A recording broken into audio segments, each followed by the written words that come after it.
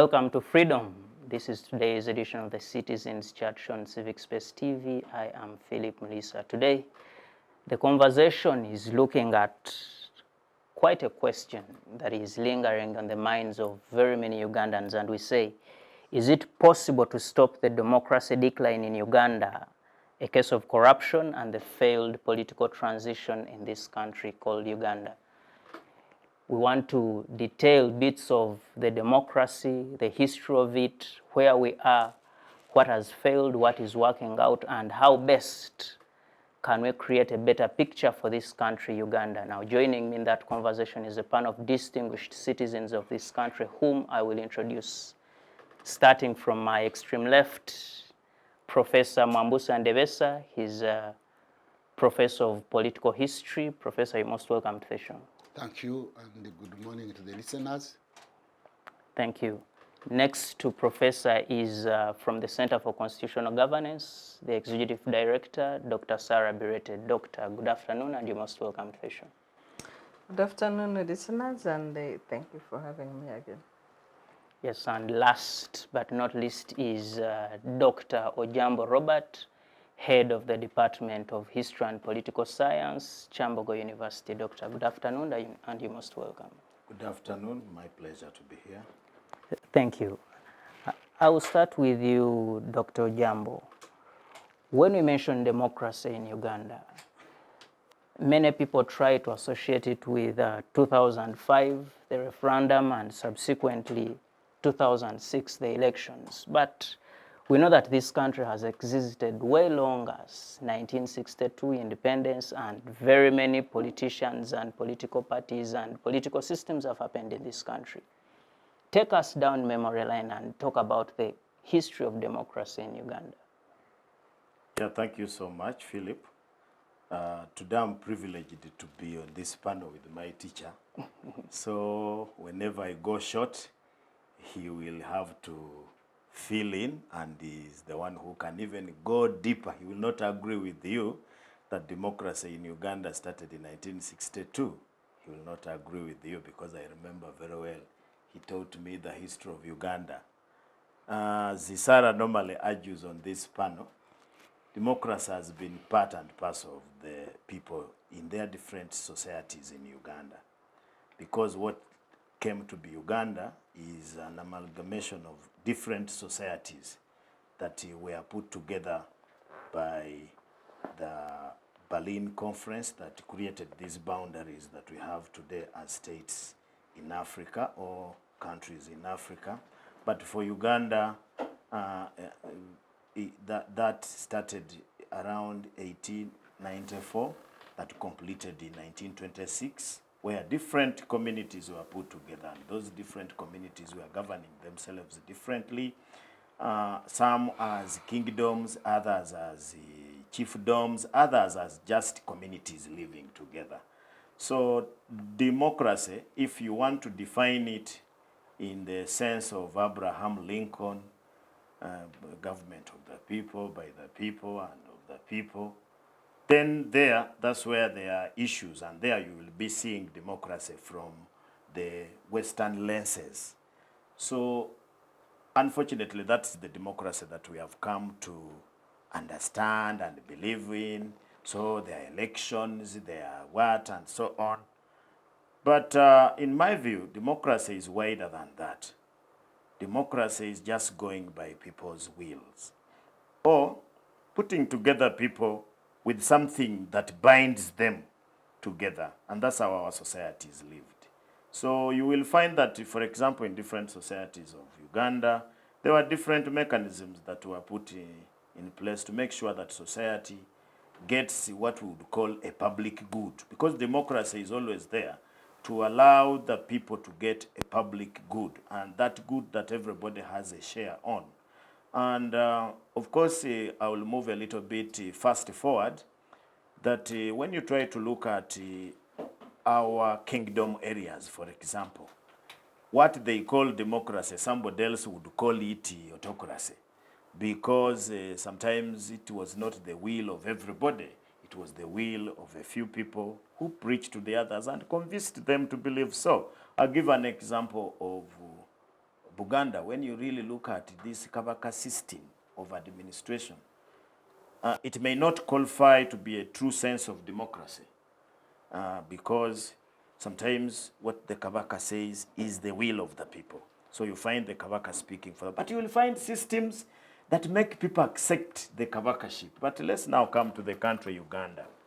I think the country Uganda, its democratic struggles started around about 1930s, late 1920s, and the early 1930s. And unfortunately, that was taking place in this region of Uganda, when there was that feeling that certain things that had been in the system of Uganda, especially on ownership of land and production generally, was not fair. And that's how we had the Taka group and so many other people. And they started opposing certain things and feeling that leaders should really be there to fulfill the needs of the people. Of course, that went on up to 1949. There were struggles here until we started the struggle against colonialism. And that struggle is when now Ugandans were introduced to this idea of deciding who should rule them. Of course, that begins earlier with the formation of the Legislative Council, what's normally called the Legico, which was a council in Uganda, but Ugandans were not members on that council at first. So some groups of people started struggling that they wanted to be represented on the council. And of course, they started getting represented. Then later, women also started struggling to be on that council. And I think women came in very late in 1950s. That's when they started having something. Of course, that pushes us now to the struggle to independence. And our independence was a long story. My teacher there can tell you that it was a time when the British felt that they should give us back our independence. We were not like, for example, Kenya, where there was a lot of struggle, the Mau Mau, and maybe in Tanzania. For us, they just felt that these people should be, but how do we give them the independence? So they crafted that they wanted the independent Uganda to be governed on democratic means. So they proposed that different communities proposed representatives who were taken to the Lancaster Conference, and they started coming up with the constitution. It is that constitution, therefore, that then defined how we are to be governed, who should govern, and for how long. Unfortunately, that constitution, I've always said, it was somehow a false start in our democratic journey. In fact, I've been given this example severally, that one time one of the students in London was asked by newsmen on how the constitution was being made, and he said that the whole thing was being treated like a sack of eggs. And therefore you had to be very careful on how you carry it, where you put it. For example, the Baganda wanted to be on that with the representatives, and their representatives should be people who were asking for self-government of Buganda. The rest of the communities were asking for different things. So there were some alliances. The Uganda had to ally with the another group, the Uganda People Congress, and therefore you have to be very careful on how you treat it. That was Okot Bitek, and Okot Bitek was at that time, after going for games there, he escaped and joined the university, so he remained there as a student. So he described it, and for me that gave it that the thing was almost starting at the first start. So the issues which I've always explained here, there were two major issues. The issue of the lost country and the issue of the presidency or type of government that you are going to have. The type of government, they agree that they are going to follow a federal type of government for kingdom areas and a unitary government for non-kingdom areas. So there were two types of government in one constitution.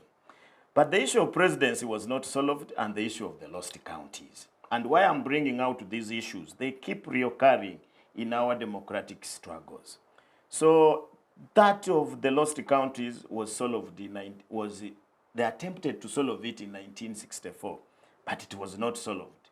And because of that problem, we got the Kabaka crisis or the Buganda crisis, or if you want, some people call it even Uganda crisis, which has been a point of reference in our democratic journey.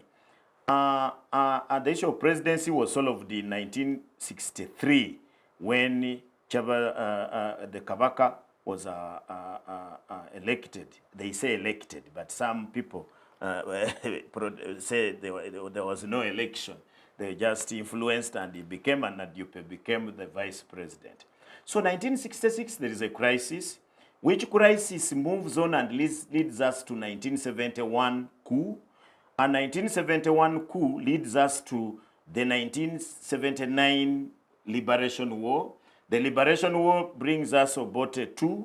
Obote II is opposed by NRA, and the NRA go to the bush for, they come back here. A constitution is written in 1995, and we thought that that was going to be now the panacea to the problem that had existed all that time.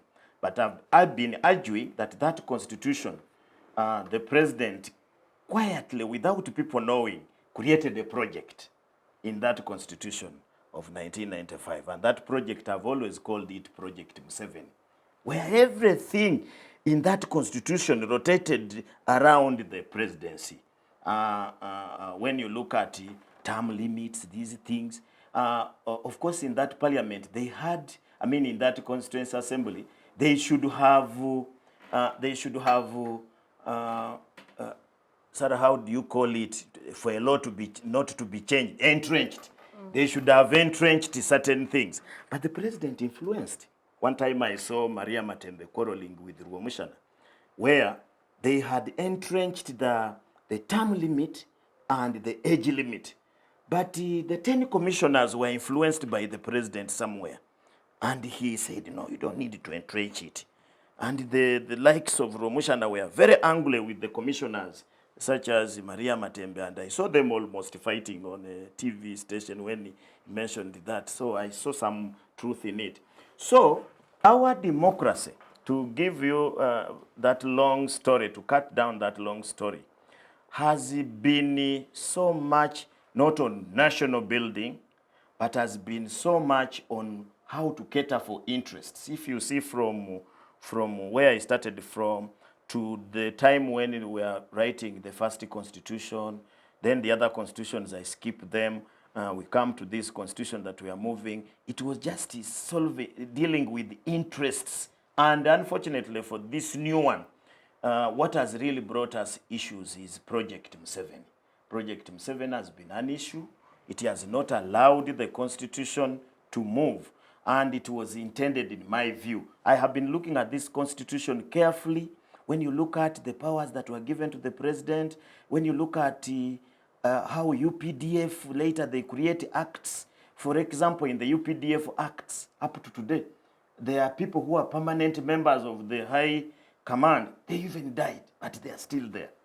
They are still there. There are so many things.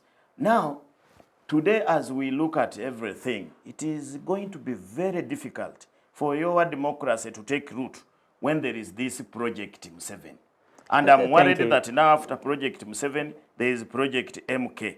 So to give you just a short thing, that is our trouble in my view. Thank you so much, Dr. Ojambo, for that comprehensive history you gave us around the democracy. Professor, when you listen to the briefs of what he gives us, he talks about the Uganda crisis, the crisis of the lost counties, the presidential crisis after independence, and so many other things that happen within. How much influence and impact do those events have on the way we are running today as a country? Thank you for that question. But before I come to that, maybe Dr. Ojambo has historicized democracy in Uganda. Maybe let me attempt to conceptualize it today. In Uganda and Africa, post-colonial Africa, democracy concept is elusive. is elastic. And very many scholars have debated it for a long, long, long time. And they continue to debate the concept of democracy.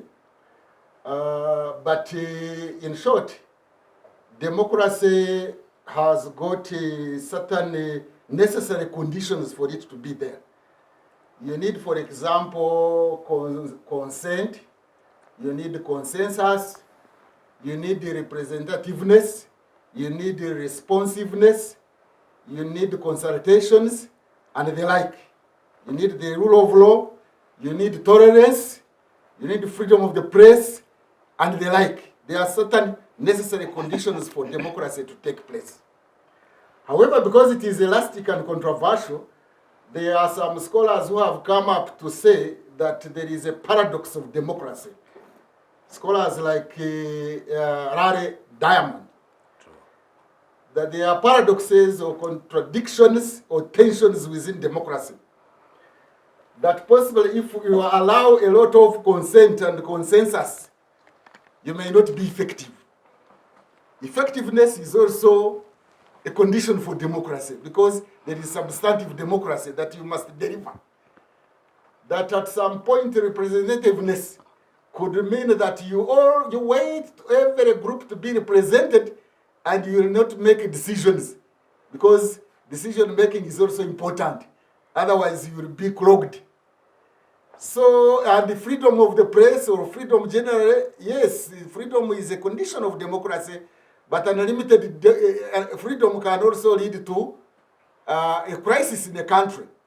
So those are contradictions or paradoxes. Actually, they are better put and balanced in some, let me bore some people with some Nyankore proverb sayings. The Banyankore have a proverb or a saying, I don't know what it is, that the one who does not consult when brewing, he ends up having a bad brew. That is a dictator.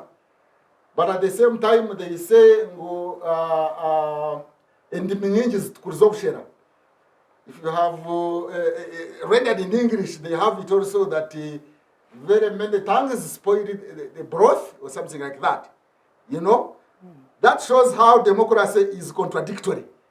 However, as a Prime Minister of England one time said, Churchill, he did say that democracy is the worst form of government to have existed.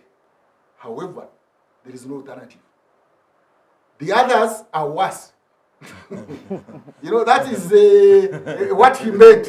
In other words, democracy is the best governance system to order society, to organize society. The best available option. The best available option. So we have to contend with democracy and make sure that we nurture it in spite of its contradictions.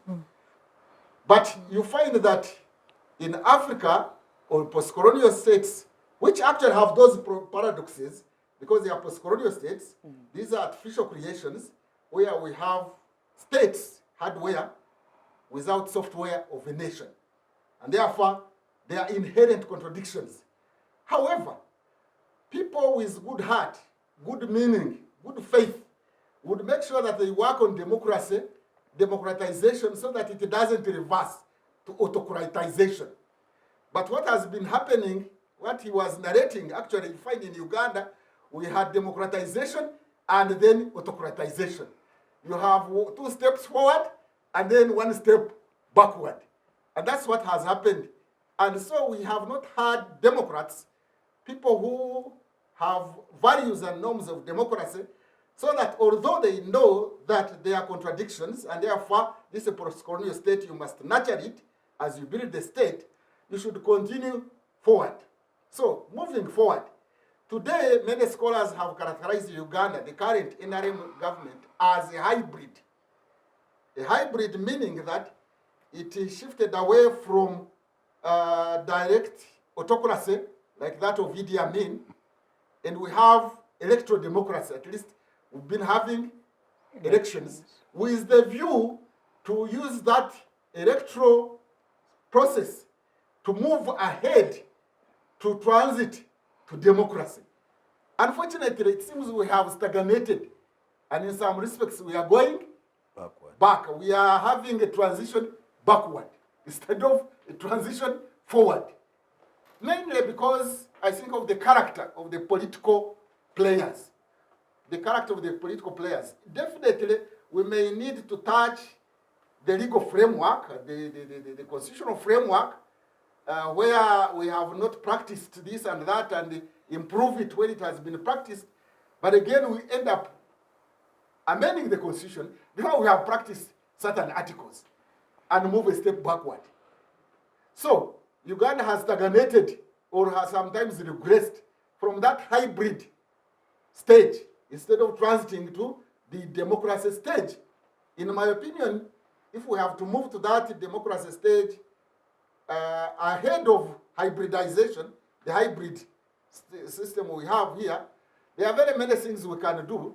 But to me, the fundamental one, the elephant in the room, is demilitarizing political competition. Demilitarizing political competition, desaturatizing political competition. Because what happens in Uganda is that the military is still a big player in political competition. But if we don't move away from that, then we shall stagnate and sometimes regress. Instead of transiting forward, we transit backward. Thank you so much, Professor. And that brings me to Dr. Sarah Bireete here. You, from your table as one of the most powerful activists of democracy currently, when Professor says the hybrid has stagnated, how do you read the status of democracy in the country today, 2024? Well, I looked silently for the jumping of the queue so that the historians help us better paint the picture and drive the debate. And rightly so they have done so I can easily dive in as an activist, as a constitutional activist. When you look at what they've shared, democracy is governed by laws, principles, rules of engagement. What you agree on today might need amendment tomorrow. But amendment that brings stability or that prevents what the professor has called the transiting backwards. An amendment should be of what has been tested and what needs to change to advance, not to regress. Since independence, we have failed on 3 things. Sticking to the rules that bring people into power.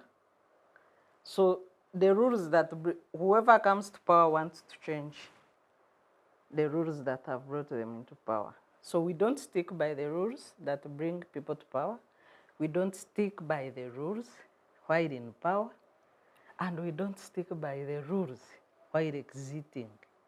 The reason we've only changed, power through coups in the country. So we don't stick to what is agreed. If you look at the Lancaster Conference, 1961, and the first 1962 Constitution, what was agreed there was contradicted in 1966, the first constitutional crisis. Of course, there were challenges with electing the first ceremonial head of state, where people contested the victor of the Chabazinga. But it was politically managed. There was still a lot of goodwill for that not to spill into controversy. But then comes the Uganda crisis that now went out of hand, and the 1966 crisis, constitutional crisis, and 1967 constitutional amendment, or the pigeonhole constitution. No, the pigeonhole is 66. Okay, there's also 67. Yeah. Republican. Okay. A Republican constitution. That So one you- was debated for about, I think, more 4 than a hours. month. No. The Republican It is the constitution. 66 which was not debated. The one that was passed and found in your That pigeonholes is the 66. after the crisis. So you have these controversies and failure to stick to the rules of the game. After even that 67 Republican Constitution, then we go into coups. 1971 coup, 1979.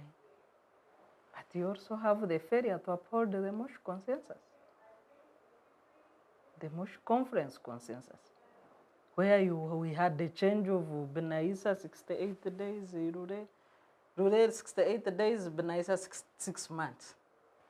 Removed. That was the Mosh Consensus, failing to uphold. And then you can come to the 1980 elections, which was also another consensus, broken now by the NRA, NRM, I've said NRA and remember the change, the NRA consensus that went to the bush. So the 1980 consensus fails through elections, and now we have the 1986 consensus through the barrel of the gun. When 1986 comes in, my father and the people were part of that struggle, may he rest in peace. At the time he died, he thought President Museveni kept telling them piecemeal rise to keep everybody moving. So in the bush, they come with consensus of ruling for 4 years. But they fail. And then that was the extension of NRM, the extension of NRM 1988, which Muranyamuri opposed. That was the first failure of the Ruero consensus. And the people who were part of that thought that was a betrayal that should have woken everybody, opened their eyes to know that maybe this character cannot stick to the rules, agreed rules of the game. So you have the 4 years which were extended, and that was a gentleman's agreement. Failed. Then we go into constitution making process, and people thought maybe let's make the constitution. But the story of ruling for only 4 years was long forgotten. Professor participated in the constituent assembly process as a researcher. So that process that generated the most national consensus we've ever generated as a country in our democratic process. You have the issue of term limits. Because if you go to the terms of reference for the Odoch Commission, there were mainly the 4 key issues. One was the question of transfer, peaceful transfer of power. It was top on the agenda because people wanted a departure from the violence cycle. Of course, peaceful handover of power. So you have all the people. I think it was more than the most voted issues in the Constituent Assembly, where Ugandans had more than 80% agreement. Term limits, federal. Federal was controversial. Was controversial by CA or the commission. In the commission, people wanted federal. Okay. In the commission report, people wanted federal. So there were the issues that where people had consensus was peaceful handover of power, term limits, to say never again, term limits, age limits, and the federal was more popular than multi-party, then multi-party dispensation in the Odoch Commission. But also people wanted the resolution on the land question, land, which is also still pending. I don't know whether the actually Bararo question has been completely resolved. So, but at least the tempers are cool now. So you can see the controversy and failure to keep the rules.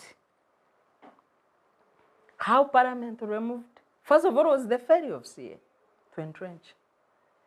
Doctor talked about it briefly. To entrench what the people wanted most. How come they did not pick interest in entrenching what the people wanted most? So meaning that CA betrayed the people. Or they were tricked to betray the people. Because in that story that Dr. Miriam Matembe always talks about, Miriam Matembe keeps referring to the mood when the president was convincing them not to entrench. That even said that it would take a mad person to tamper with the term limits. But so, like it was the most obvious. Everybody will protect this, so don't entrench it. But he was the first to remove. You know, if I can just give you some information, the CAS was debating the constitution, but the president was acting as these people who assist in birth. They are called who? Midwife. Midwife. Was a midwife of the constitution. So every morning, the 10 commissioners had to meet him to set agenda on what is going to be discussed. So when those two issues came of age limit and term limit, in fact, there were 4 issues which were very controversial, as you have said them. Age limit, term limit, land, and the Federal. type of government. Type of government. So But I think age limit was not there. he tricks wasn't. them. Yeah. He tricks them on the issue of type of government. He comes with the movement thing, because and I've been reading everywhere. I've never found a movement type of government.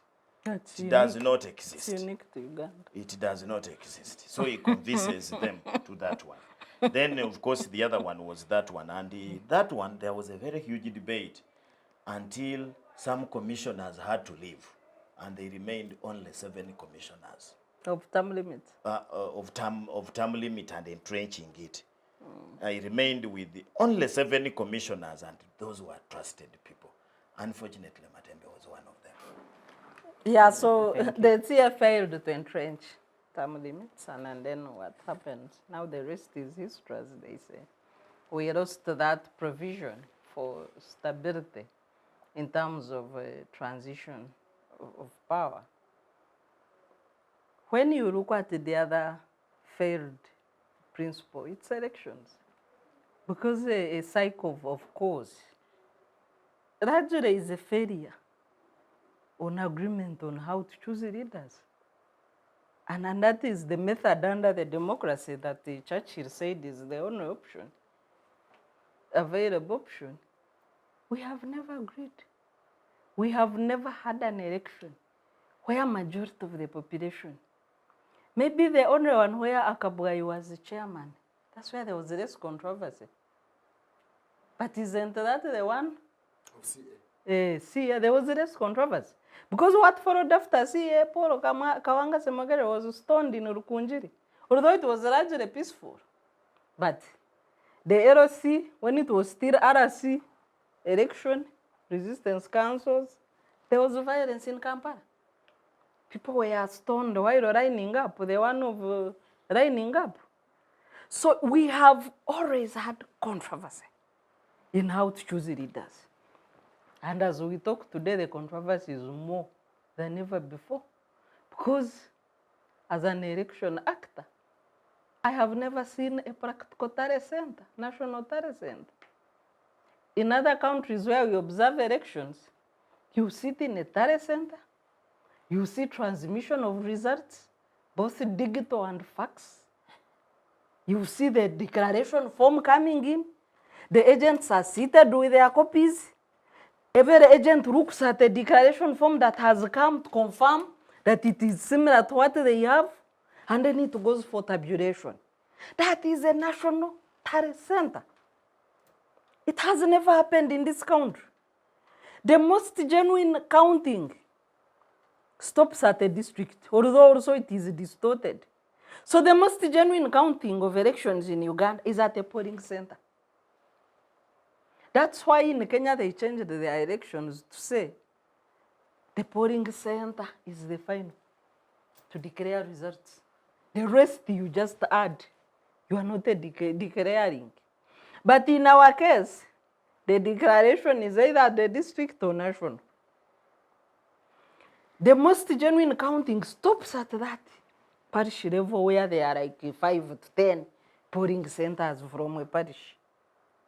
From there, the transmission to the district, you hear people open, the people stuffed what, ballots reach when they are tampered with, in most cases. Seals are broken. You find a different seal from the one that was put at the center, where you have proper agents. The other agents are kidnapped. As they follow with their papers, papers are taken. That is the nature of elections. By the time it gets to national, somebody sits in an office somewhere, they write, they bring a form for commissioners to read. Nothing, the Tare Center computers are empty, screens are empty, everything is empty. See, Doctor, and you see for results coming in and the chairman reading. When you paint that picture, we know that every candidate usually has an agent at polling stations and the tally centers. What do they be doing? They should have said is supposed to. But not every candidate has agent. What happens? It's supposed to. In a normal election, even if a candidate did not have an agent, it is not a reason to cheat. Because they are polling officials who should conduct elections.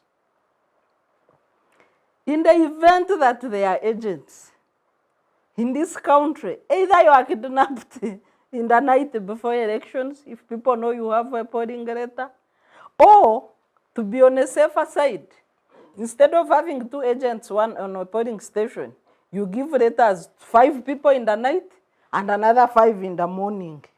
Because there is no maximum, they say minimum.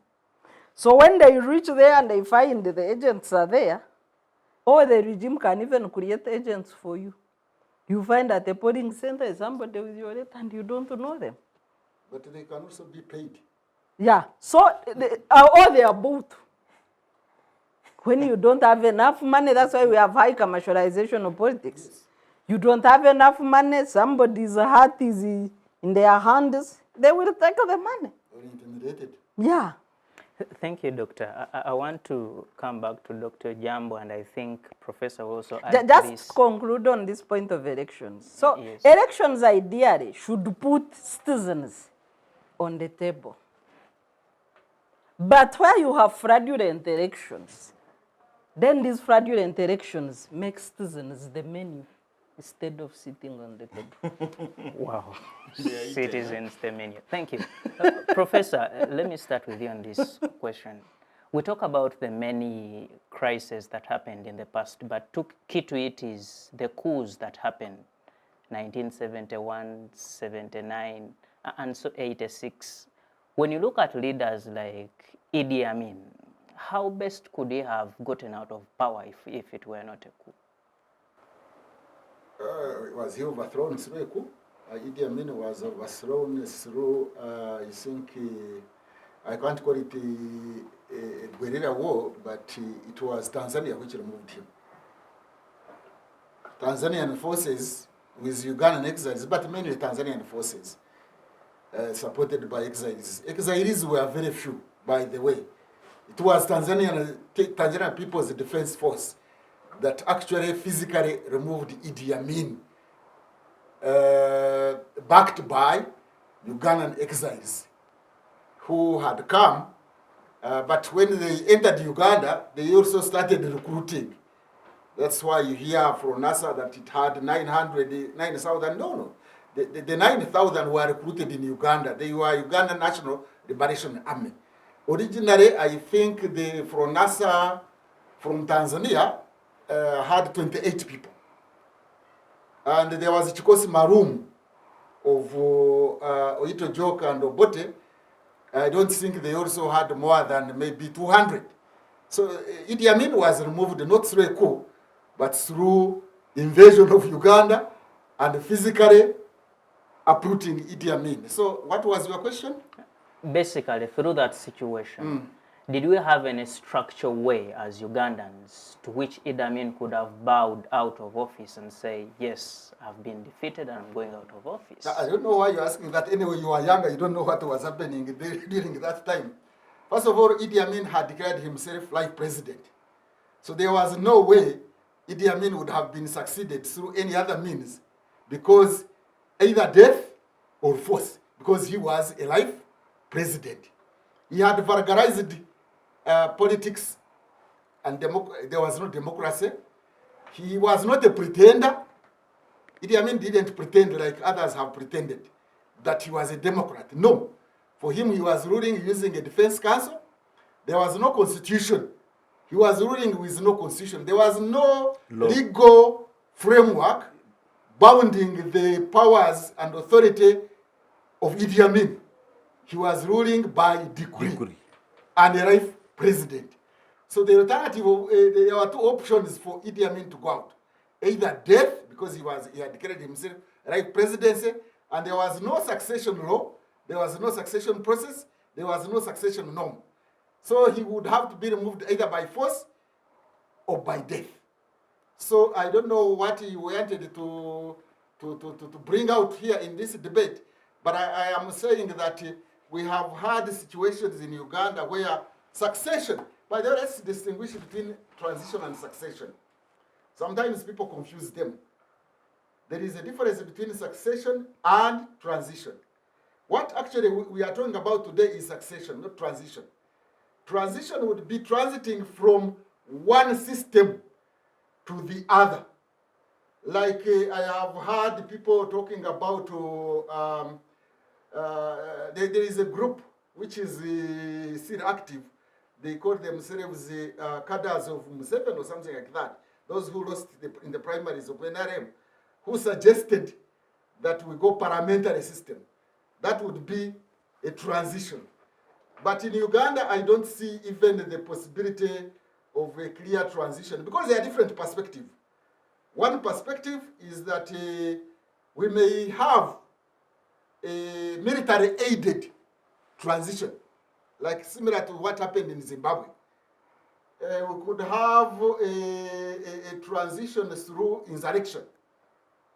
We could have a transition through, there are some people who have argued through a monarchical system, from presidentialism to de facto monarchy.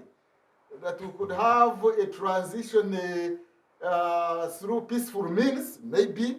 That we could have, there are different perspectives of what is supposed to be a transition.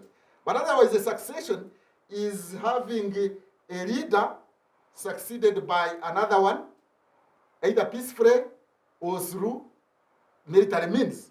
So that should be the debate, but that debate has been kind of clogged. We have not put it in the public space structurally so that it is debated. No, there has been that, what I mentioned earlier on, the strategic ambiguity. Are we discussing this? No, don't discuss it. There are systems to do that. There is this to do this. And we are left now in a political fog. We are moving in a political fog and liable to a political accident. Because when you are driving in a fog, the other weather fog, you can have an accident. You are very likely to have an accident. So we are now in a fog because we are not discussing transitions and successions. And by the way, transitions and successions are one mark of political civilization. Because there were political instabilities even in the past, in pre-colonial days, before colonialism came. And globally, by the way, the empires fell and rose. States fell and rose because of poor succession. I normally joke about my pre-colonial political entity. I am supposed to be a former Muhororo. Can you imagine somebody being a former identity? Because there was a kingdom called Mpororo in southwestern Uganda, actually bigger than most of these other kingdoms. And one way in which it disintegrated was the question of transition. That the king ruled, he became senile.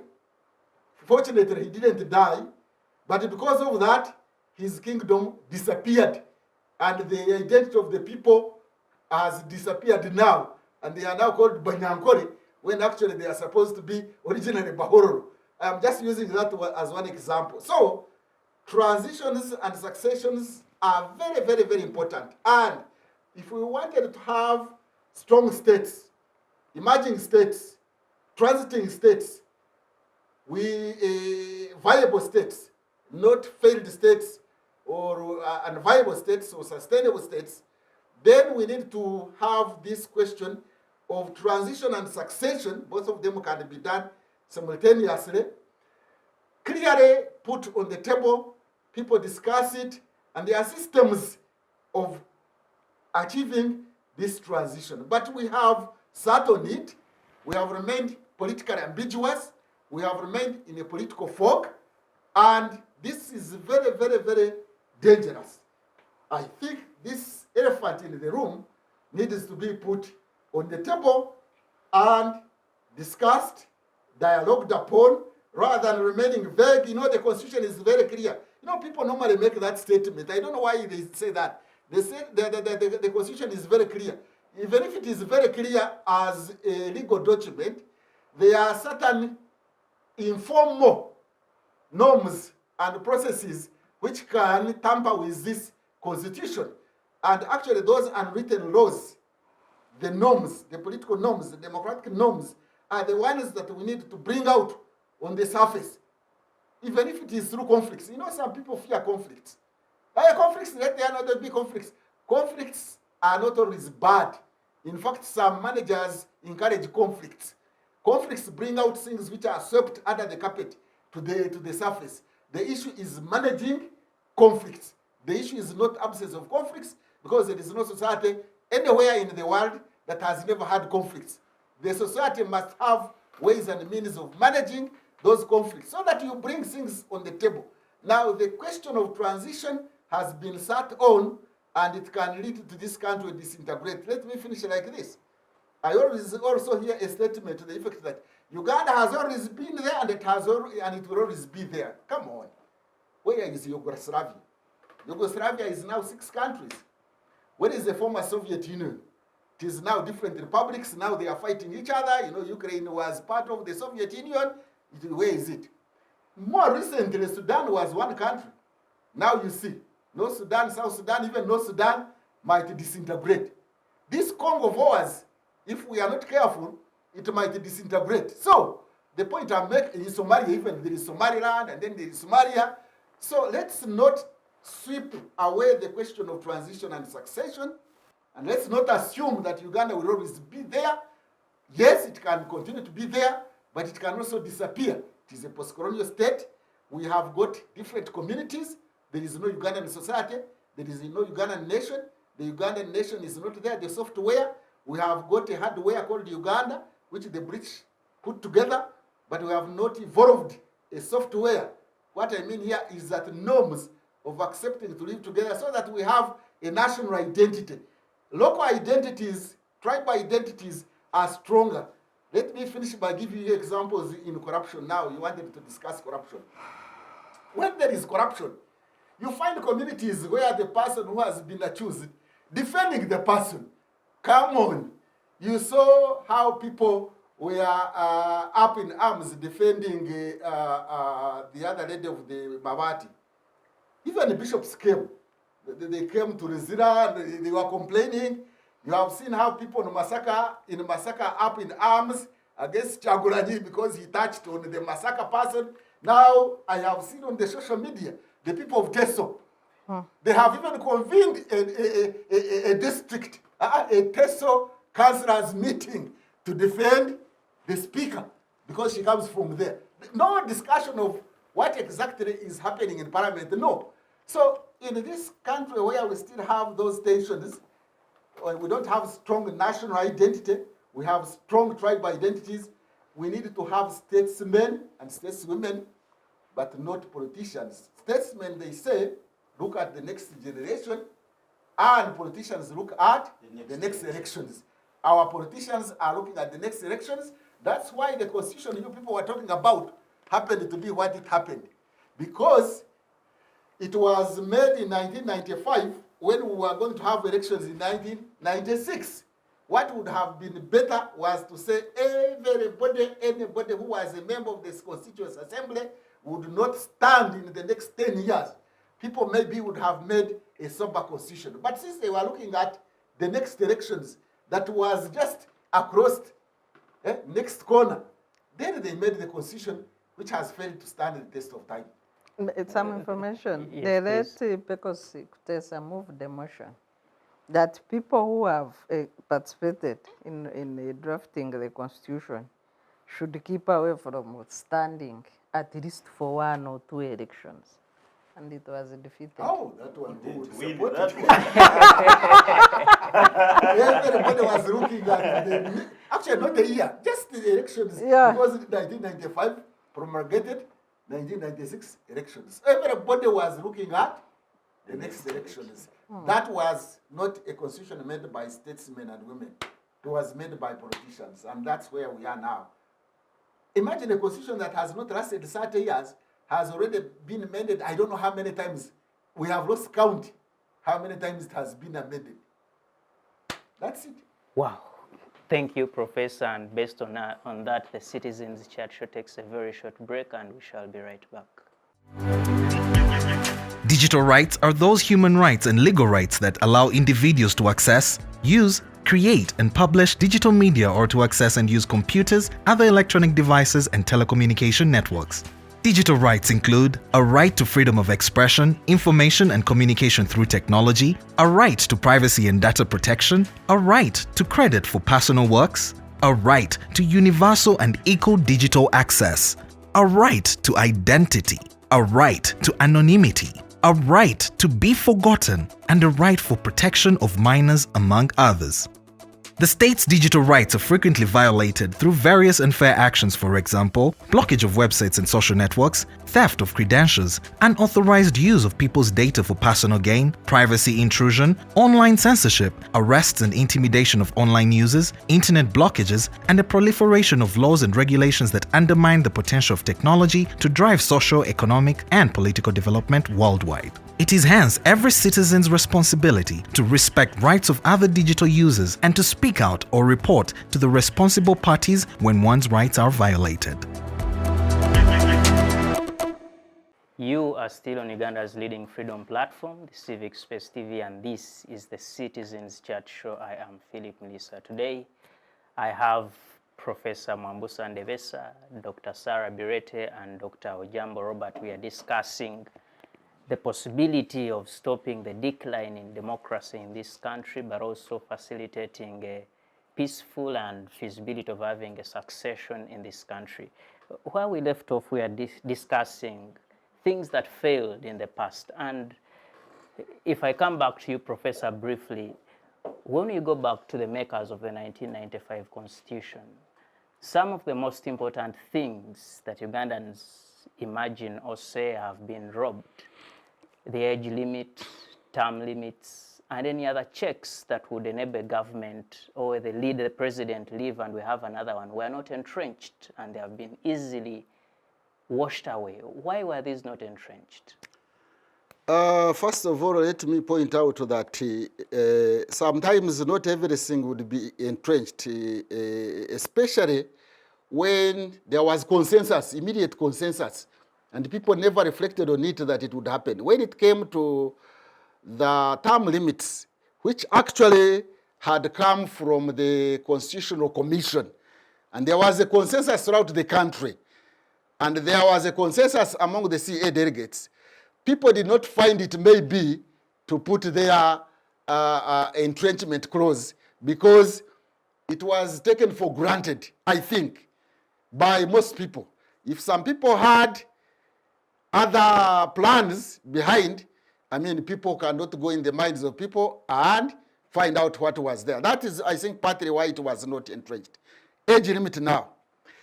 Age limit, people can go and find out even from the submissions of the citizens and the report of the commission. Age limit was not there. Age limit, I dare say, came from me. I was a researcher to the Constituent Assembly. And I had a hindsight.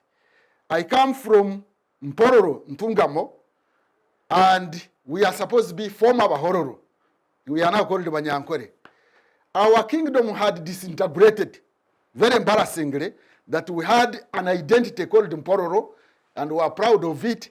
But for some, the reason of age limit, it disintegrated. Why did it disintegrate?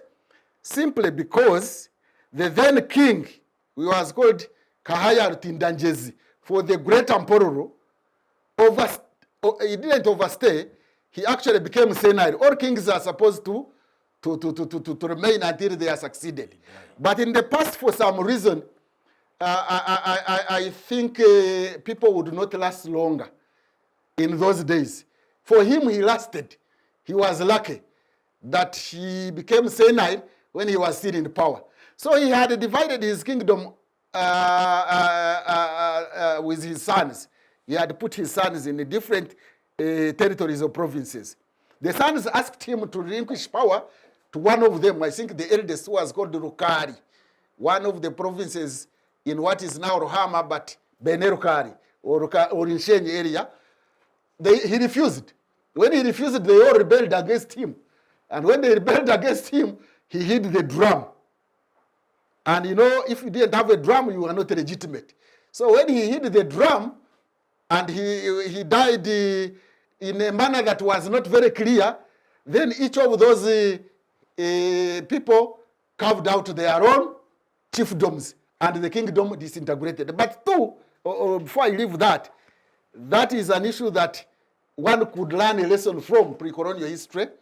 Apparently, President Museveni is in that line, through the mother's line, because the mother was from the Benerukari, which was the Mpororo ruling dynasty there. So in that case, in our language, we say he's Omuihwa of the ruling family.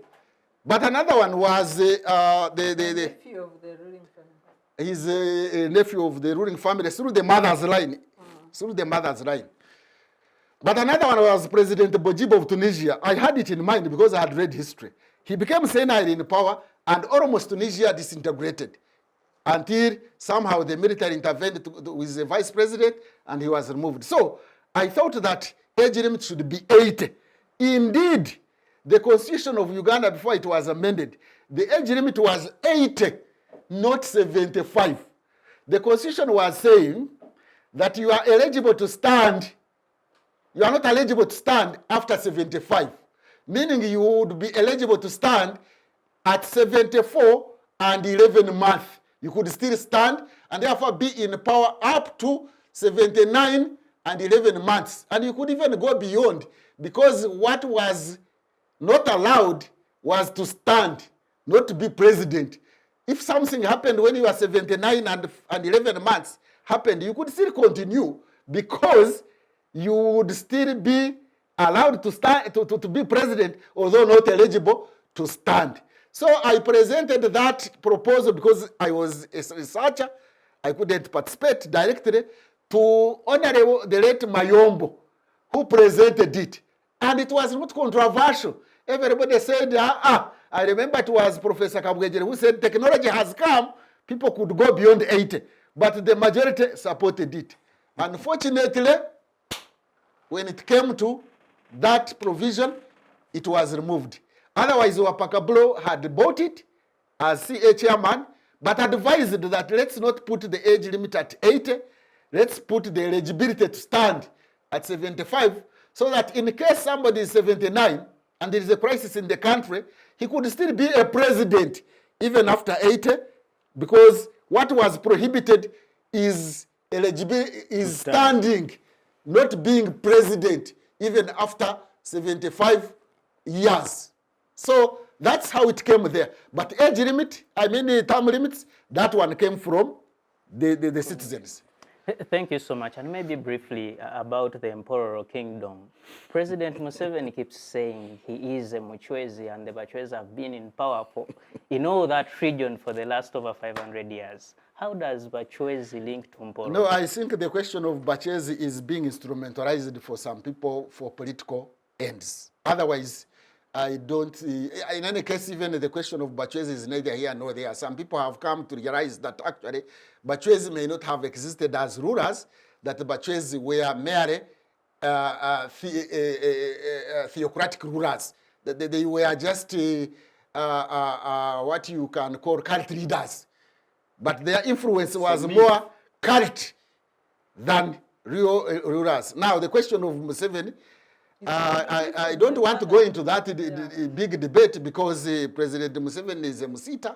He can't be from the Bahinda line of Nkore or Ankore, which associates itself with Bachwezi or even the Bahororo. But the Bahororo, even their cult, their religion was not Bachwezi. The Bahororo religion was Nyabinji. Each of these leaders had its dynasties, had its cult. So the Bachwezi, Bahinda, Banyankore, their cult religion was Bachwezi, but the Bahororo of Mpororo, their cult was Nyabinji. Just like in Rwanda, the dynasty there had Yangombe. So I don't see, I don't know how that Bachwezi comes in. I don't want to debate it here on the Thank media, you so much. but it is just a myth to legitimize maybe some people's power. I don't know. I don't know that one. I don't want to go into that debate. Thank you so much, Professor. Dr. Ojambo, let's come back to the democracy and near where we are. When you look at the NRM, the structures they have put in place, they would tell you we have the 3 arms of government, we have very many institutions that tackle the corruption, institutions that, we have the Independent Electoral Commission, we have very many other institutions. How would you describe the status of the NRM, you know, try and deliver democracy to this country?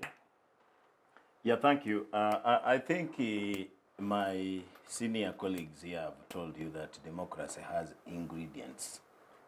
And those ingredients, though not fixed, they must be seen taking place.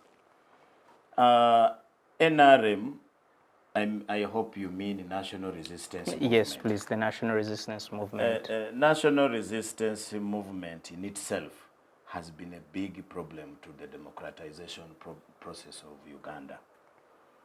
Because NRM emerged from the movement system, which was, I told you earlier, was forged into Uganda's political systems. Because, you know, when the constitution was written, they said Uganda shall have the following systems of governance. They said NRM, movement Or multi-party. and multi-party.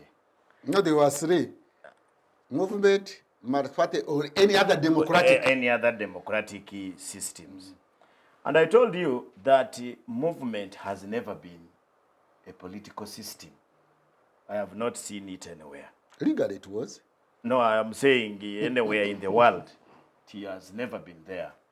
So NRM was neither here nor there. In fact, in real terms, that's why what Mao used to say, NRM was a political party. It was like a political party. Because this history of the NRM comes from 2 coalitions. There was the party which Museveni had used to stand election in 1980. That is the Uganda Patriotic Movement. Then there was Professor Lule, who had formed his own grouping. And at that time, he did not have a clear name for it. No, I think he had.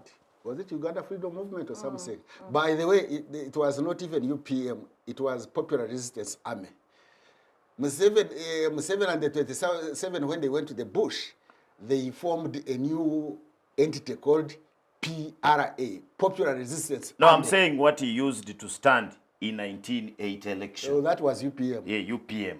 With the other freedom. So they had a sharing of movement. So they formed a movement system with the Professor Lule. And Professor Lule became its first chairperson.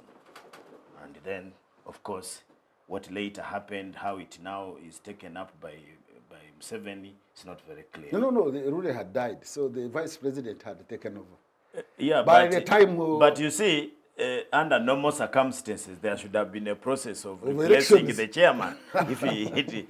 But this one was succeeded Elections. just. So at the end of the day, NRM, of course, as I told you earlier, it gave people a lot of hope. Coming from the resistance councils that have been created in Luero during the war. The first time we had a popular government formed by the community itself, electing its own people, and each group of people being represented, including women. By the way, I just recently read somewhere that Yoweri Museveni was against this idea of women Is that so? being involved there.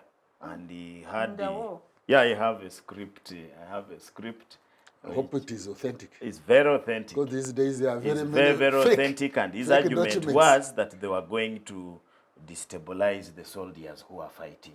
Okay. And it was so much agitated for by Saleh and Tunyefunza. In fact, Tunyefunza had to be put in Andach for several days because of promoting that idea.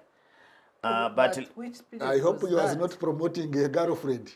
the early period of Oh, NRA. because when did the rights of women? Yeah, no, the Winnies come very later. Those ones came later. Mpanga, Mchala, Mpanga were the first, but Mpanga later leaves and goes to Nairobi. Then we have Zizingas and those other ladies who are the first people there. Njuba was more of a mobilizer. He was And the not wife so of much Tessa was also not so there. much in the bush there. And the wife But of Tessa to was come also back to there. what I was saying, it gave a lot of hope to people. And NRC is formed. It becomes the first parliament of that takeover. The NRC Where the becomes president was the speaker. the president becomes the speaker. And there was some hope. There was some hope up to 1996. After 1996, at first Museveni thought that he would run everything under the movement system. The forces of UPC, DP, and those other parties, CP not so much, but UPC and DP, push him so that there was movement against another group of people who had been from parties. They were not participating as parties, but that was their identity, where the candidate was Semo Gerere. I've always said the 1996 elections did not have a lot of stake. The president then was still very popular, and he was still the hot cake. So the army was not so involved so much. No, but Semogere was arrested several times. The only time was that Rukungiri saga, which Kasuja ordered, and it stopped. It never happened anywhere. 2000, the next election was 2001. 2001, there is a lot of stake. There was a lot of stake. Even some people who had been strong movementists are now creating another. And that's when what he talked about, the militarization of elections, under a man called Kakoza Mutale, Major Roland Kakoza Mutale. By the way, this Kakoza Mutale is a very interesting man. For those who may not know, he is one of the senior army officers of NRA who has retired as a major. And the reason was he was commanding a battalion which was in Namgongo here. And all of a sudden he just escaped and was found on Entebbe Road. And he caused what they call a friendly fight. UPDF and UPDF went and camped there, and they were in the bush. So they were fighting with the NRA then, and only to realize it was being commanded by Kakoza Mutale. It was given a punishment never to be promoted again. So this Kakoza Mutale beat up people here. And that 2001 election was won by the powers of the military. Now, since then, there is nobody, even LC1, who can win an election without a militia or a group of people who are saying they are this, they are Solidar, they are Chifesi, they are this, there is that. Then, of course, UPDF is always on the side of the president. So, that people started now losing trust in this thing, this election. And that's why you see, for example, and I asked Byabakama this question one time. He was moving around, mobilizing people to register to become voters. And I asked him a question. That is Uganda's problem, the number of people who vote or the number of votes which are declared? Because for me, the issue has not been the number of people who vote, because the number has been increasing. If you check from independence, it has been increasing, the number of people who vote. But the problem has been, the contention has not been on the number of people who vote. The contention has been on the number of people who are declared. And that's what Sarah talked about, the electoral process. The electoral process is malfunctional to an extent that we don't go for elections. We go for selection, just to escort one person. I tell you the truth, in the next election, if Yoweri Museveni stands, he will win. The only thing I may not know is the percentage, but he will win, because the election is not an election. I normally describe it as a swimming competition where all the other swimmers are putting on gumboots, an overall, and a helmet. And then one candidate is putting on a swimming costume. So he swims and says, you see, they cannot even swim. They are just, but see what they are putting on. There is no leveled ground. Of course, in real sense, there is normally no leveled ground. But they said, you must see some semblance of leveled ground. Two, the political parties that we talk about. Before you leave that one, I just wanted to compliment you, is that there is a hegemony. There is electoral hegemony by the ruling regime. One, in respect of lawmaking, the laws governing elections. Two, in appointment of election commissioners and other administrators. Three, in policing elections. Four, in adjudicating elections. So once you have hegemony in the four, it is almost impossible that somebody will overcome that hegemony and win an election. No. So to me, electoral democracy is neither here nor there. We should be talking about democracy in other forms of participation. True. So like right now, we don't have an IGP. The IGP's contract ended. We now have an acting IGP. And I'm very sure the qualities of the next IGP is not that one who can keep law and order, but who will deliver the next election. And that's why you're going to see they will just pick on somebody. Of course, last time you saw the likes of Odomel, the likes when Odomel left. In my view, I normally think that the last police IGP we had was Kisembo.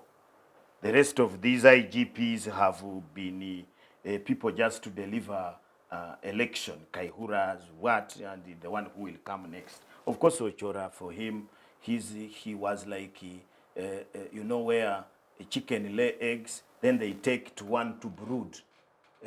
He was just a brooder. He was just a brooder in the police there. But people who are delivering were different people. So that becomes a problem. Then finally, the other problem with the elections in Uganda, sometimes it's normally not good to blame the victims. But here the victims are the electorates.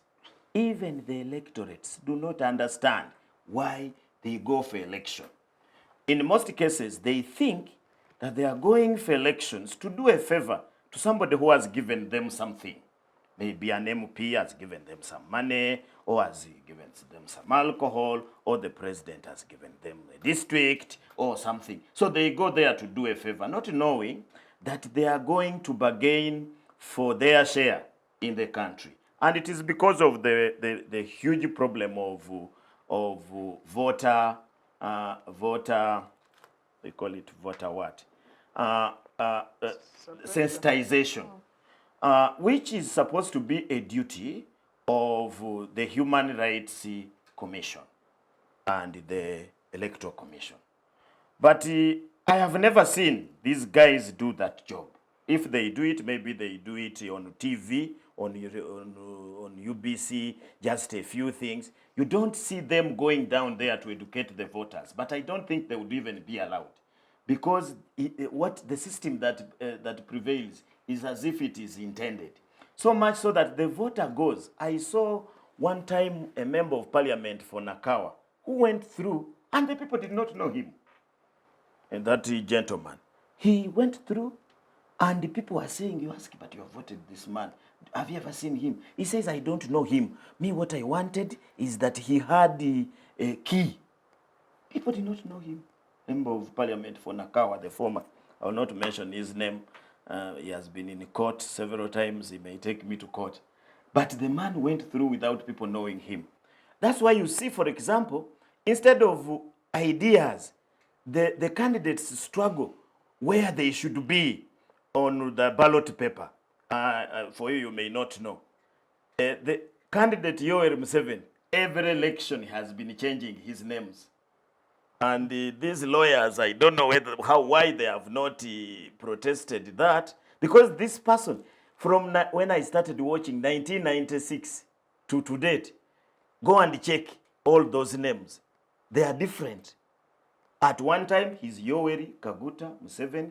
At another time, he's Museveni Yoweri Kaguta. Recently, he added on even another name, Tibu Haburwa. And therefore, sometimes he struggles where to be on the ballot paper. Because if you are in the middle here, they believe that voters may not see you. And go and check again on the ballot paper. The president has never been in the middle of the ballot paper. When somebody comes with B, therefore is up, he will go down. If somebody comes with another one, therefore he is down, he will go up by changing names. And I've been arguing that, does this man keep changing names? And if he changes names, is he the real one? So he knows the type of voters they go. You are not allowed, no candidate is allowed to put on a hat. A hat.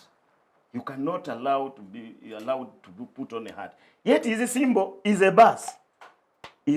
But you cannot put on a hat. So when they are campaigning, they say, go and vote the old man with the hat. It means they doubt even the understanding of the people who are going to vote. So when those people are still like that, democracy can only succeed where the electorates know what they are deciding. And that's why you see, they've been arguing that why do we study the French Revolution? The French Revolution was a very fundamental thing in the history of humankind. Because the French Revolution, these problems that were in France had been there for a very long time, 400 years, 300 years.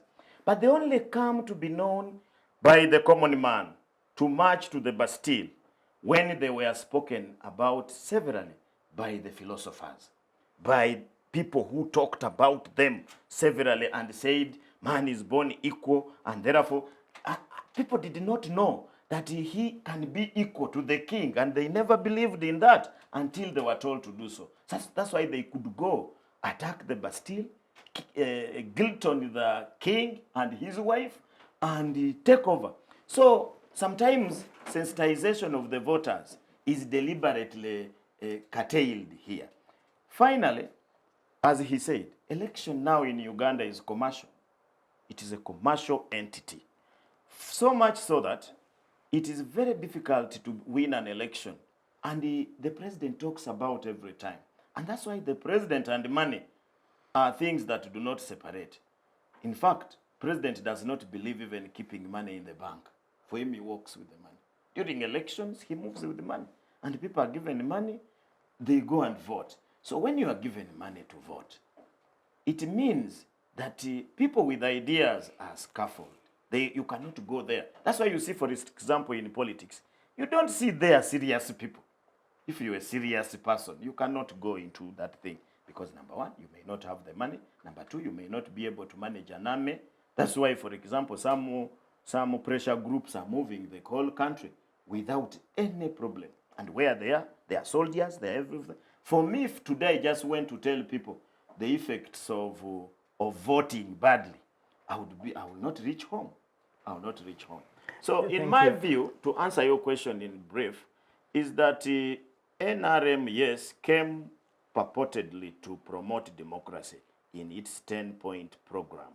But for me, I think NRM later left that and saw how they can attain power, protect the power, and keep it so that they can muzzle and keep the resources that they want. Me, I look at NRM people as deal men. They are deal men who are transacting in Ugandan resources.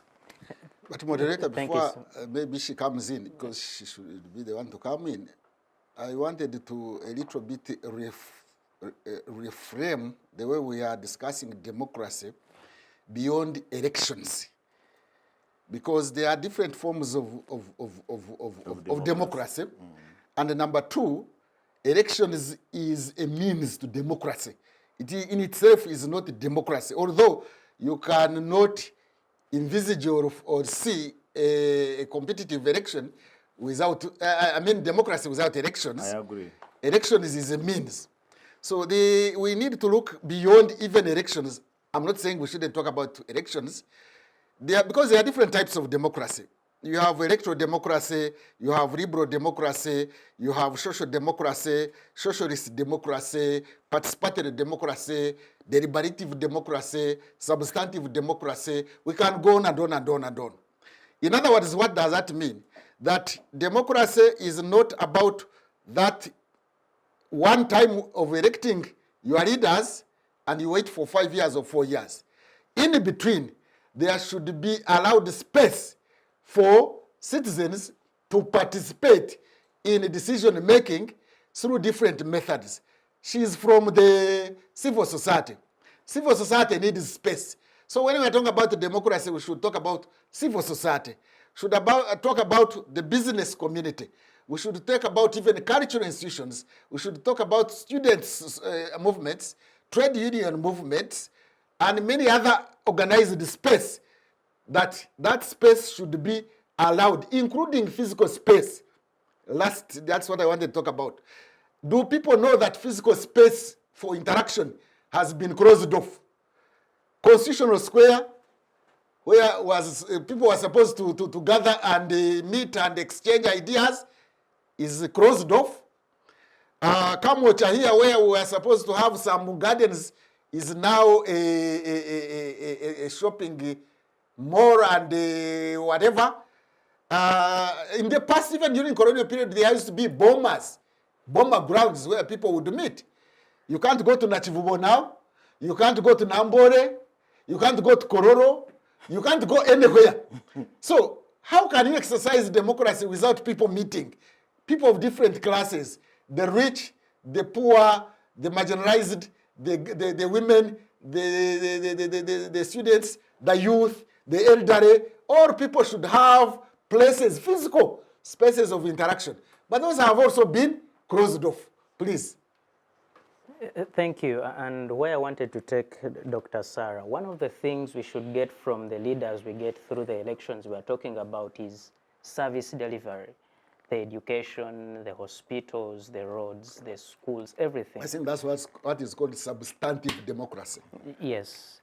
Recently, there was a story in one of the newspapers where many of the big offices in government, you have a huge budget for donations vis-a-vis poor schools in the villages, lack of medicine in the hospitals. How do we relate the kind of leaders we elect with the services we receive as a people? Well, I think that question then takes us to discussing the balance between the people, the led and the leaders.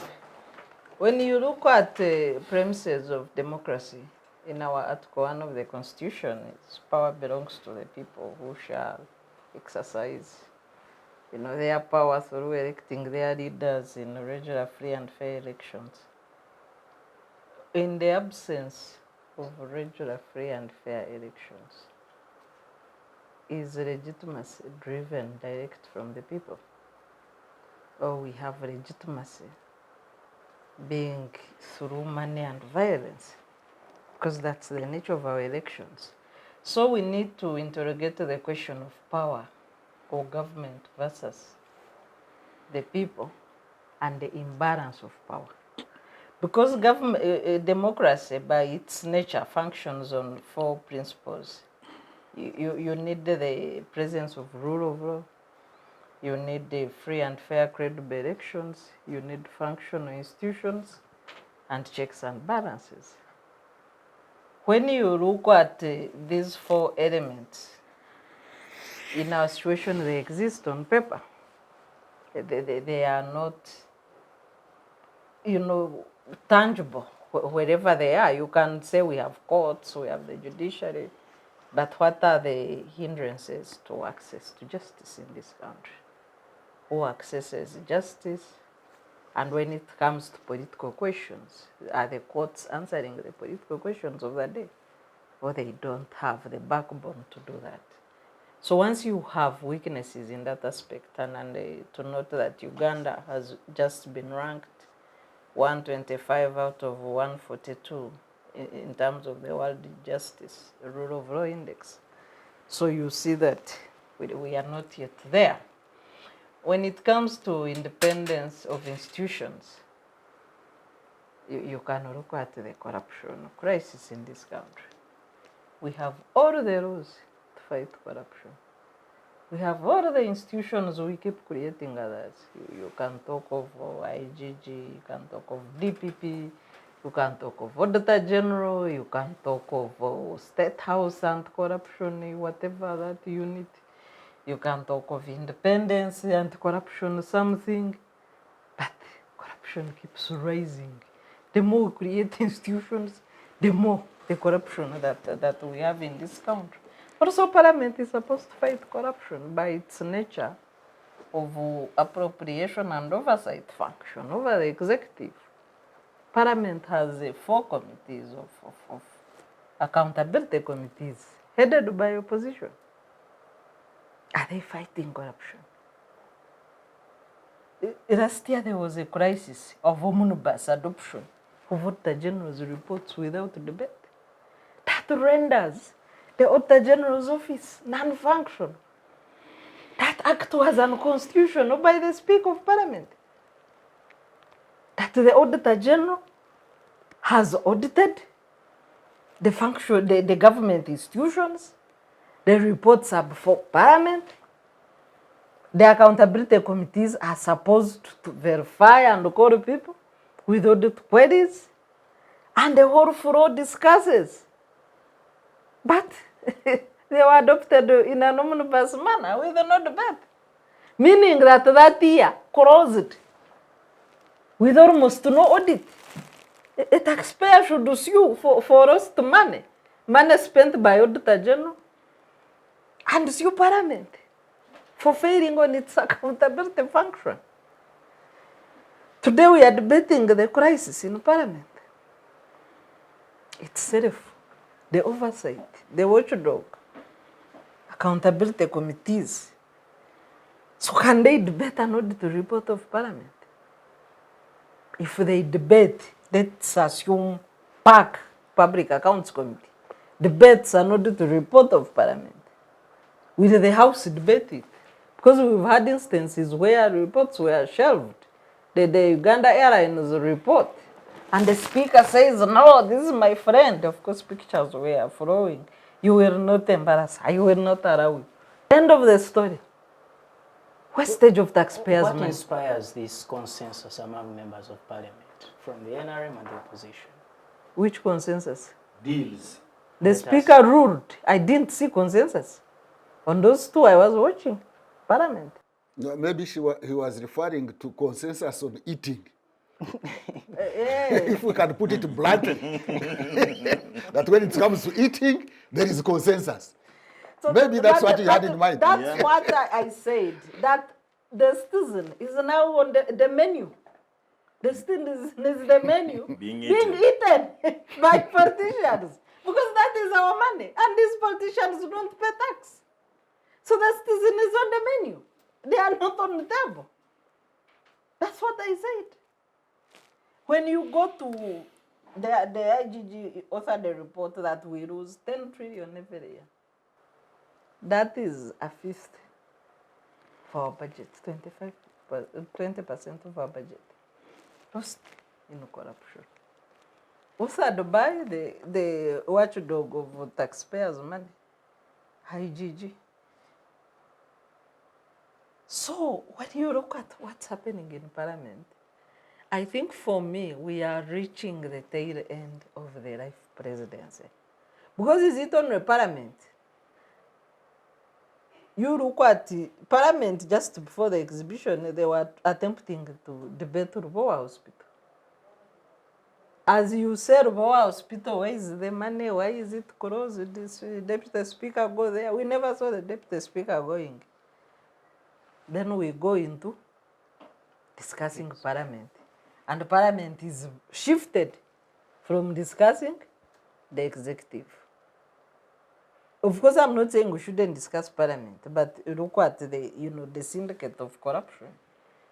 We have had other scandals. You can mention Chogam, you can mention helicopter scandal, you can mention procurement of rats, you can mention procurement of goats. You can mention procurement of COVID vaccines. We even failed to disperse COVID money for the vulnerable people.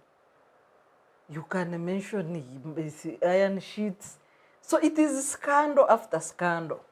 You see, Doctor, even before we talk about the scandals, there is money we give to offices legally captured as donations. How effective I'm is coming this to that. I'm coming to that because that was your question. So when you look at a government that functions like this, under the watch of overall Minister of Finance, who is the president, the president is the person who should watch the use of taxpayers' money, executive authority. The budget of Parliament that is before social media is presented to the president. Supposed to vet it. Under Article 52. He's the only person who authorizes the budget of Parliament, because Parliament is self-budgeting, except for the president. So did he authorize these things? Will he speak up? Does he have the courage to speak up? He addressed the media amidst the Parliament exhibition, but he was talking about other things. Wealth creation. PDM. Yeah. Will he speak up whether he approved the way Parliament money is being spent? I don't think so. Because he's held hostage by the people around him. People will just remind him and say, but yesterday we passed the classified expenditure for you. So it is a chain of corrupt people everywhere conspiring against the citizens. So when you come to donations now, in the absence of legitimacy, because when you don't have rule of law, when you don't have free and fair elections, the people holding power don't have legitimacy to hold it. The only legitimacy now they are using is to buy influence through those donations. It is official budget for handouts. Otherwise, this money would be committed to service delivery, to serve the people, where legitimacy is correctly derived from free and fair credible elections. But they want money to buy influence. They want money to buy support in terms of votes. And they want money to continue, like when the president makes a stop off, then people swarm him like bees. Swarm him. And then he asks for envelopes. You get. Then when he runs out of envelopes, he drives away. That is the nature of leadership that we have in the country. Wow. Thank you, Doctor. Professor, as we near the end of the show, many challenges we've discussed. How do we correct some of these challenges, especially in elections, in the budgeting, and the power that is in the various offices of this country? Thank you, but let me, in the interest of time, let me continue where Dr. Bireete has stopped. Maybe if you don't mind. and talk about the whole question of democracy and corruption. During the 1990s, when there was a democratic wave in Africa, the foreign sponsors of this democratic wave assumed that with elections and decentralization, the question of corruption, state corruption, would be reduced or minimized. But instead, it has gone up, not only in Uganda, but in many African states. I think the challenge we have is that election itself is good because it means people have the opportunity to put in place leaders they deserve. But at times, the electoral process, as we have been pointing out, is interfered with, either through money coercion or military coercion or other intimidations, or through ignorance, if I can put it that way, and the right people are not put in place. But the issue of corruption, I've said it here, I've said it elsewhere, I have even written some small things about it, is that, in my opinion, the mother of corruption, i.e. embezzlement and misuse of public funds and bribery, the mother of those is political corruption, which has not been dealt with. Even these offices we talk about, IGG, I don't know, Public Accounts Committee of Parliament, I don't know, CID, all those, even those committees in the State House, they do not address the mother of corruption, which is political corruption. Unless you address political corruption, corruption has become a norm out of political corruption. We are talking about here some practices like cronyism, influence peddling, conflict of interest, nepotism, tribalism. So those are some patronage. These are some of the ways through which corruption is promoted, and they have to be addressed. The source of corruption, the source of financial corruption is political corruption. And therefore, unless you deal with these networks that Doctor was talking about, they are corruption networks. And sometimes, I have said it even before here, that the World Bank had half-truth definition of corruption when they say corruption is abuse of office for private gain. They should have added that at times corruption is abuse of public office for group gain. You know, in this network, when you are corrupt, you share some crumbs with others. Who will defend you? And there are also times when corruption is in favor of a political party, that you get money in order to promote your political party or to get support of your political party. Harmony. Or maintain harmony. Positive corruption may be that you can give people jobs corruptly because you want to create peace. Because you have to buy some people from certain regions so that they can be part and parcel of the nation. So now corruption ends up being systemic, institutionalized, and normal. You see? Now, once corruption becomes systemic, then even electoral fraud is going to be embedded here. That some people, even who are corrupt, there was a case really where is maybe from Bireete's constituency, I don't know. A member of a contestant was caught stealing elections on camera. Yeah? Yeah. Courts decided that this person had voted twice. And then in the by-elections, he was allowed to stand, and later he was appointed a minister and later ambassador. Now, we have to address institutionalized, systematic corruption, political corruption. Let's give an illustration. What is happening in Parliament is actually an illustration. This business of this MP Mpuga is just a tip of the iceberg, when actually the water under the iceberg is full of corruption. This is an illustration.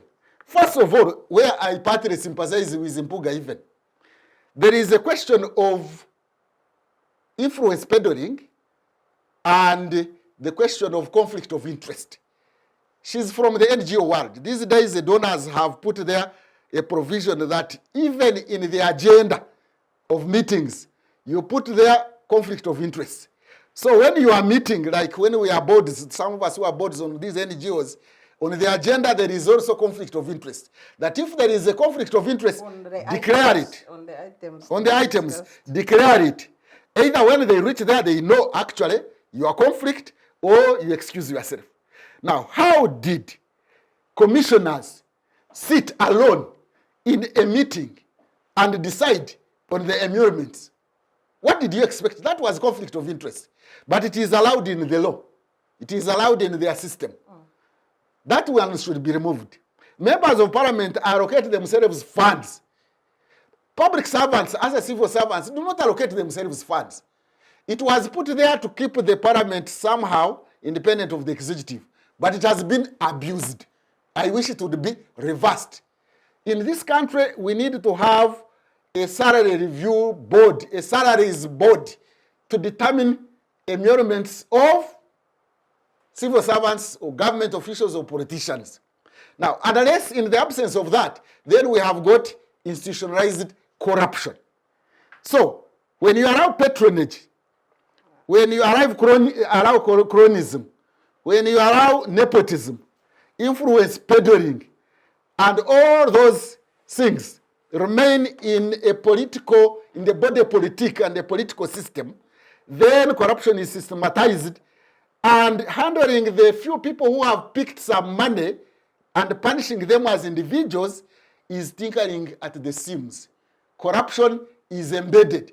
If you arrest a police traffic officer in Karerwe and you prosecute that police officer, you forget that police officer is supposed to share with the one who deployed him. The one who deployed him is supposed to share with the police commissioner. The police commissioner is supposed to share with somebody else. So unless that chain, that network is dealt with, then you will not end traffic corruption. You get it? I hear that also happens with the returning officers during elections. Yes. In the land, something, then they would share with the head office. in the land registry, if you arrest somebody who has received like a bribe at the lower level, the one who is at the office, you are missing the point. That one is supposed to get money on behalf of the person. Of the chain. Of the chain. How do we deal with the chain so that we remove institutional corruption? Does the IGG spread its wings beyond financial irregularities? Financial irregularities actually can be handled when you have handled patronage. Because the patronage system is the one responsible for these problems, and it has not started now. No. And it is the one which killed the governmental systems since UPC days. That is why parastatals and marketing boards collapsed, because of patronage. You just don't touch somebody because he's, like, say, I'm using an example, like you appoint somebody in the National Forestry Authority because of political support. What do you expect? That person definitely is going to oil the chain of corruption. When you appoint people in positions of responsibility, civil service, because you are rewarding them for their political contribution, you will not even touch them. They will be untouchable. When you appoint people because of their support base that they give you, you will not touch them, because when you touch them, you lose the support base of those people. So corruption now becomes embedded corruption. And that one has to be tackled at a political level. And that's why you have the donations in the budget. Yeah, that's why you have donations in the budget. Oil the chain. To oil the chain. And you will not touch it because everybody is doing it, and it has become normalized.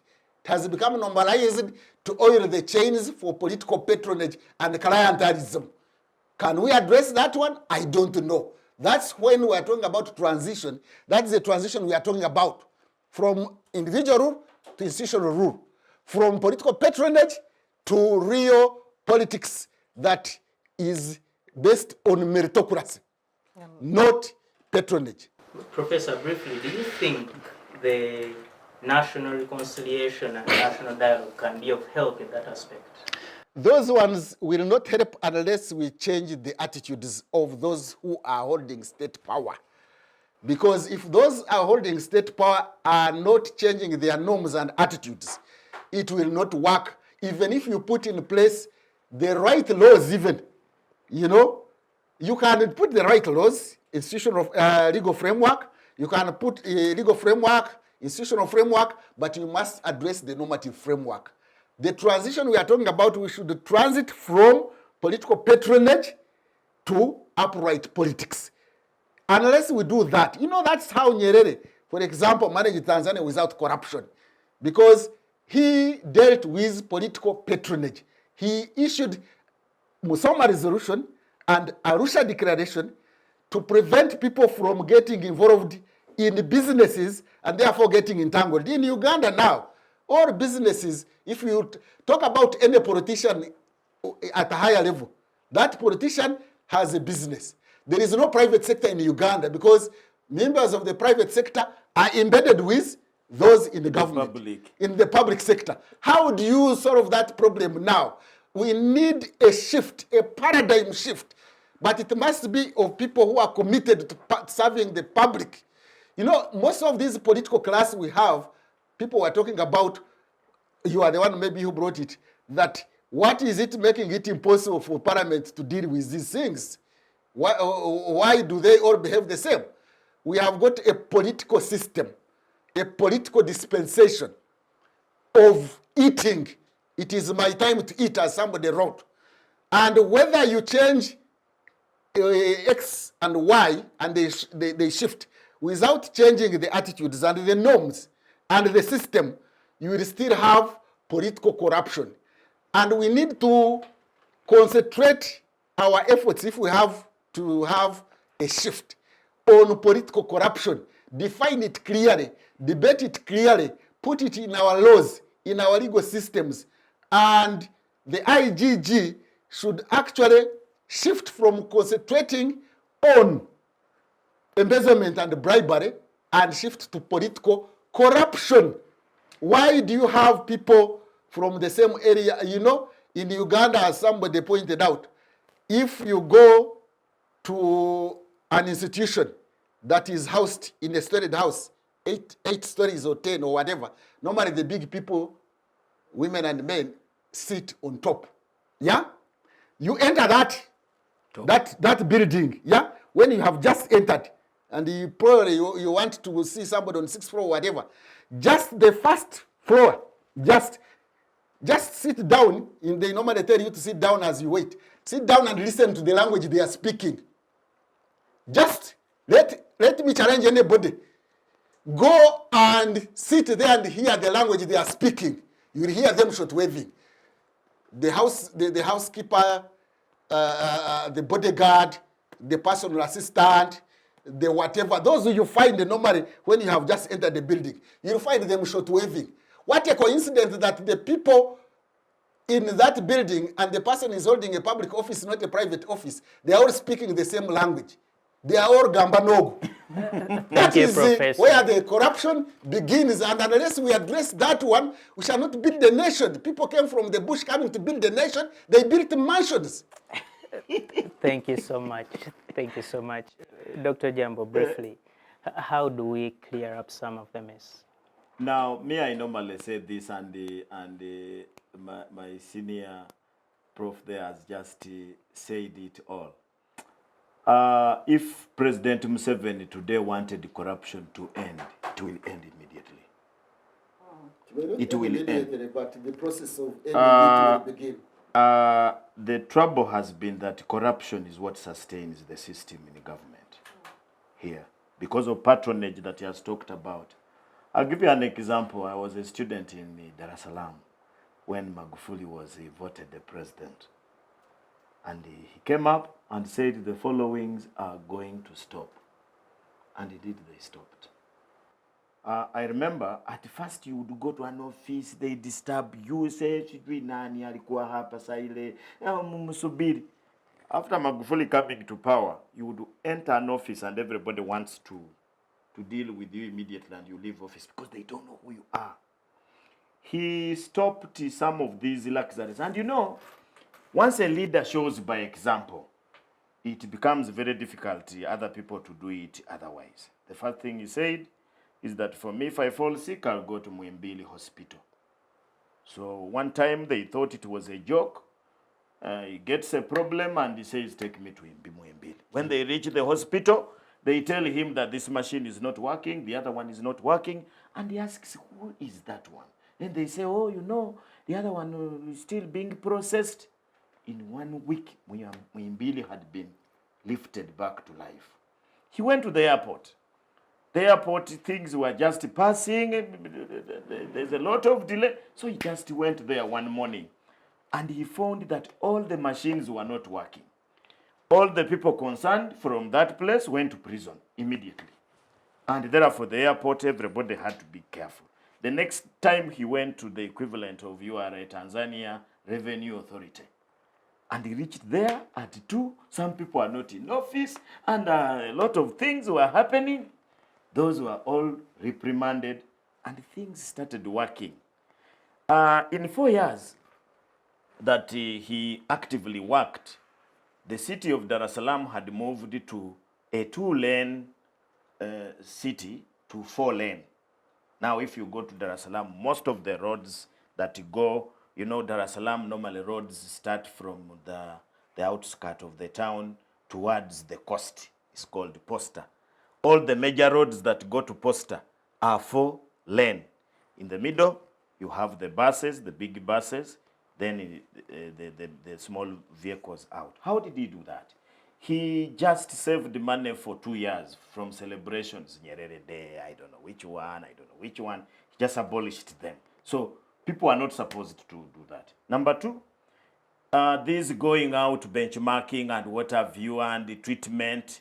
One time the vice chancellor of Dar es Salaam University was going out. He reaches the airport and he stopped, says, where is the permission? Because they had decreed that for any government officer to go out, you must get permission from the president. They tried it here, but they broke it themselves. So this man says, I am financing my own trip. Why should I ask for permission? He stopped and he goes back home. And remember, this vice chancellor was a former friend of Kikwete. He was even his best man, some man called Professor Mkandala. So the leader, number 1, the leader must take a decision. When the leader decides, things are different. Then what the professor was talking about, you need a blind system, a system that does not have eyes. And to build that system, you must break patronage. Now, unfortunately, in Uganda, our presidency and all these other things survive on patronage. You hear even the president declaring open that is my man. That is our man. Now, what does it mean by my man? I thought the president is for all Ugandans. Some are his men, some are not. Dear Bazukuru, can you question your grandfather? Like, for example, when I was a student, one of the most independent places you would go to was a university. Now universities are really, they are like RD, the university vice chancellors behave like RDC. They have to look for yellow ties, yellow shirts, a vice chancellor. So at the end of the day, of course the people, I don't want to blame the victims. The victims in most cases enter corruption because you need to be helped. I'll tell you that sometimes people are very desperate. When you go to a hospital and you are sick, you have a patient, I am telling you, sometimes you pray that you get an opportunity to practice corruption. You really pray. Because the ones who can go, according to Bobby Wine, to Kasau are worked on. For if you are there waiting for this, so you What is Kasau? Getting in the pocket and giving something. Okay. You are worked on. So you really, it is an opportunity to bribe somebody so that you are worked on. Why? Because So corruption works. Yes, in that respect. It has been made to work. But works for some Yeah. and excludes others. Disadvantages others. How Why many people die because they don't have kasao? It disadvantages 95%. It is only 5% who benefit. Why? Because the social service sector has collapsed. Anybody in Uganda here who thinks that the social service sector still operates, he is blind, he has a problem. Health, transport, education, and so on and so forth. You should have seen recently. Colleagues, I normally ask, and this is this denominational schools, Catholic schools, and these are the Anglican schools. Muslim. There are two types. You either go with the money and you are given a position, 1 million, and there are brokers who do it. Because for me now, I am in that system, I know. But until they fake, I saw Number recently in the two, papers. I'm telling you people, I want Some you to work. test it. It works. There are people whose expertise is doing that job. They go to schools, these schools, I will not mention it, their names. They go there and they say, just give me 2 million and leave everything to me. And it works. Two, the bishops write letter, bishop or reverend fathers. So for me, I've been asking, what is the difference? If the other one pays 500 and another one, a bishop's letter, and somebody of 23 is taken and the one of 7 is left. That is corruption. And why? Because those schools have been magnified. The system has magnified those schools to make them look like they are the only schools where you can pass from. Do you know Nyakasura does not have students? Nyakasura school right now has admitted 137 students. How did it perform? I'm saying admitted. But how did it It's perform? performing badly.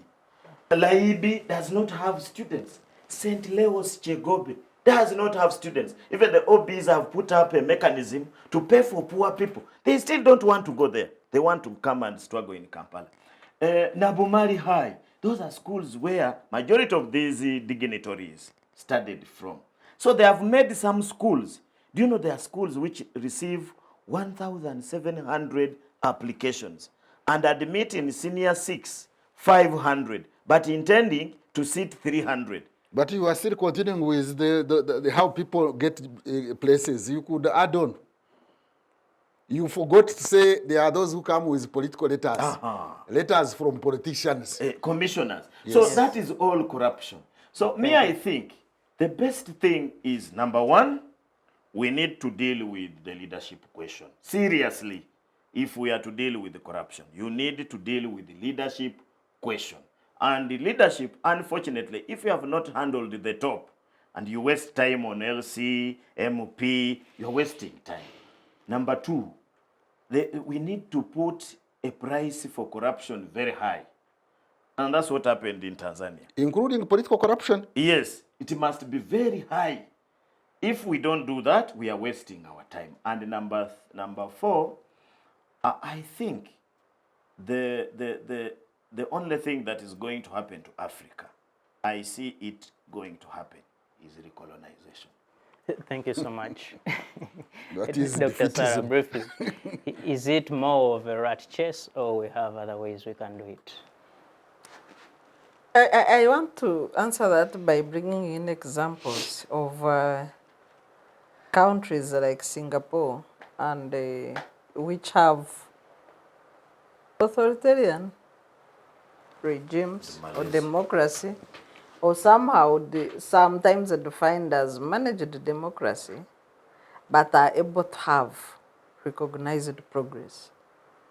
You have stability, you have social harmony, you have rule of law and functional institutions, you have meritocracy and elections. That one, meritocracy. Yes, of course Singapore has. But there is a limit on enjoyment of civil liberties. There is a growing school of thought that may be in rethinking democracy instead of returning colonialism. Paradox of democracy I started with. Yes. So can we look at what is it that we can go for in a transition to democracy, full democratization? So I don't know what our options would be as a country. But What where is we it are that now- can lead to effectiveness Yes, in public service delivery? in public service delivery as we democratize. Because where we are now, it is a stalemate. If anybody thinks otherwise, you are deceiving yourselves. But, sir, Thank you. that is what we started with in the 1990s that he talked about. We had that group of people that one time Bill Clinton called the new breed of African leaders. And we had Yoweri Museveni, we had the president of Electoral, there were about 5 of them. The problem is that they Now, failed to when they start, they look like that. All of them are still they in look power like today, they look except like the- benevolent dictators. Yes, the problem with Singapore, comparison with Singapore, the so-called new breed of African leaders, President Museveni, Kagame, Afwerki, Afwerki, Zenawi, unfortunately, that one the died. only person who has left power is Zenawi, who died. The rest are still stuck in power and have turned into terrible authoritarian leaders. Yeah, that is the trouble with Thank you. Africa. The trouble with Africa is that the leaders don't want to leave. You can imagine a vice chancellor. A vice chancellor who comes when he knows that I am going to serve for 10 years. He's also fidgeting with the things to change this and this so that he can remain. Thank you, Dr. Ojambo, So, and thank you for the submission and for being with us today. Dr. Sarah, thank you so much for joining us, and Professor, thank you so much for being with us. And you, our viewers, thank you so much for being with us. It is the Citizens Chat on Civic Space TV. Remember, this is made possible by the Center for Constitutional Governance. Thank you so much. Special thanks to the team behind the machines, and we say good evening, and may you have freedom always.